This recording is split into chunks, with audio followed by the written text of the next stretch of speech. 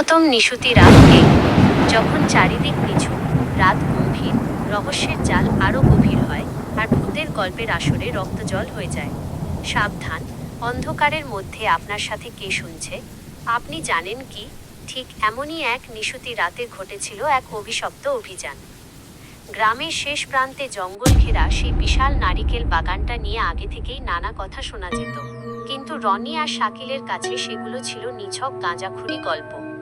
মাঝরাতে হঠাৎ টাটকা ডাবের জল খাওয়ার নেশায় মত্ত হয়ে তারা যখন বাগানের সীমান্তে পৌঁছাল, তখন চারপাশ একদম থমথমে। ঝিঁঝি পোকার একঘেয়ে ডাক আর বাঁশঝাড়ের মর্মর শব্দ ছাড়া কোথাও প্রাণের কোনো স্পন্দন ছিল না। আকাশে বাঁকা চাঁদটা মেঘের আড়ালে লুকোচুরি খেলছে, যেন কোনো অশুভ ঘটনার সাক্ষী হতে চাইছে না। তাদের পায়ের নিচে শুকনো পাতার মচমচ শব্দ ছাড়া অন্য কোনো আওয়াজ ছিল না, এমনকি রাতের পাখিরাও নীরব ছিল। বাগানটার মধ্যে একটা অদ্ভুত শান্ত পরিবেশ বিরাজ করছিল, কিন্তু সেটা প্রশান্তির নয়, বরং এক অজানা ভয়ের আবহ তৈরি করছিল। শাকিল ছিল চটপটে স্বভাবের। প্যান্টের কোঁচড়ো ঠিক করে সে তরতর করে একটা মগডালে উঠে গেল। নিচে দাঁড়িয়ে রনি অন্ধকারের দিকে তীক্ষ্ণ নজর রাখছিল। হঠাৎ তার মনে হলো, গাছের আড়াল থেকে কেউ যেন তাদের নিঃশ্বাস ফেলছে। সে ভাবল হয়তো মনের ভুল, কিন্তু পরক্ষণেই এক অদ্ভুত হাড়হিম করা ঠান্ডা বাতাস বয়ে গেল চারদিক দিয়ে। গাছতলায় দাঁড়িয়ে রনির শরীর কাঁপতে শুরু করলো। বাতাসে একটা অচেনা, কটু গন্ধ তার নাকে ভেসে এল। সেটা কোনো প্রাণীর নয়, বরং এক পচা মাংসের মতো অদ্ভুত গন্ধ।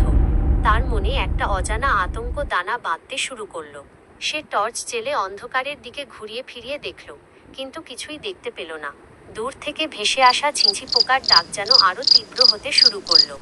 শাকিল ওপর থেকে একটা বড় ডাব ছিঁড়ে নিচে ফেলল, কিন্তু রনি অবাক হয়ে লক্ষ্য করল, ডাবটা মাটিতে পড়ার কোনো শব্দ হলো না, যেন শূন্যেই মিলিয়ে গেল সেটা। রনি কাপা হাতে টর্চ জেলে দেখল, নিচে কোনো ডাব নেই। সে ভয়ে ভয়ে ওপরের দিকে তাকিয়ে ফিসফিস করে ডাকল, কিরে শাকিল, ডাব কোথায় ফেললি? কোনো আওয়াজ পেলাম না তো।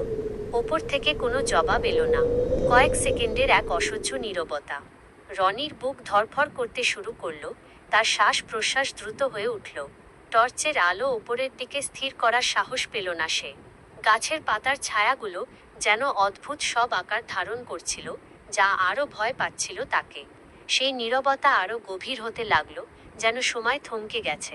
রনি তখন টর্চের আলো ওপরের দিকে ফেলল। সেখানে মগডালে শাকিল নেই।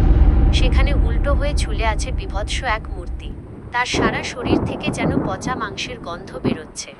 লম্বা কালচে জিহ্বা দিয়ে সে ডাব থেকে ছুঁয়ে পড়া রক্তবর্ণের পানি চাটছে, আর তার ধারালো নখগুলো নারিকেল গাছের বাকল চিরে দিচ্ছে। সবচাইতে ভয়ঙ্কর ছিল তার চোখ দুটো, একদম সাদা, মণিহীন। সেই চোখ দিয়ে সে স্থিরভাবে রনির দিকে তাকিয়ে আবার হেসে উঠল। সেই হাসি যেন মানুষের নয়, কোনো অশুভ শক্তি। রনি থরথর করে কাঁপতে লাগলো, টর্চ হাতে নিয়ে দৌড়াতে শুরু করলো। অন্ধকারে গাছের ডালপালা তার মুখে চোখে লাগলো না, কিন্তু সে কিছুতেই থামল না। পেছনের হাসিটা আরো জোরালো হতে লাগলো। কিছু দূর দৌড়ানোর পর সে হোঁচট খেয়ে পড়ল একটা ঝোপের পাশে। সেখানে টর্চ ফেলতেই দেখলো শাকিল অজ্ঞান হয়ে পড়ে আছে। তার হাত পা ছড়ে গেছে, সম্ভবত গাছ থেকে পড়ে গিয়ে সে কোনোভাবে বেঁচে গেছে। রনি অতি কষ্টে শাকিলকে কাঁধে তুলে নিয়ে গ্রামের দিকে ছুটতে শুরু করলো। পেছনে তখনও সেই পৈশাচিক হাসির শব্দ প্রতিধ্বনিত হচ্ছিল। পরদিন সকালে শাকিলের জ্ঞান ফিরলে সে শুধু এটুকুই বলতে পেরেছিল যে, ডাব ছেঁড়ার মুহূর্তে কেউ একজন তার কাঁধে এক জোড়া বরফ শীতল হাত রেখেছিল। সেই রাতের পর থেকে ওই দুই বন্ধু আর কোনোদিন ডাব খাওয়ার কথা ভাবেনি, এমনকি ওই জঙ্গলের ছায়া মারাতেও তাদের রক্ত হিম হয়ে আসে। এই ঘটনাটি তাদের মনে চিরকাল গেঁথে থাকবে। রাতের নীরবতায় ভেসে আসা সেই অমানুষিক হাসির কথা তারা কখনো ভুলতে পারবে না।